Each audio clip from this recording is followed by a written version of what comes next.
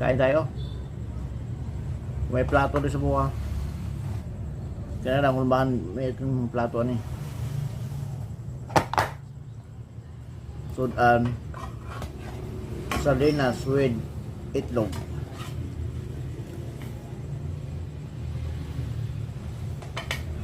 At meron ako ditong pasayan na binigay ni Gretel kanina.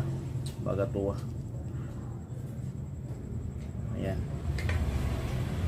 So may natira pang 5. Wow.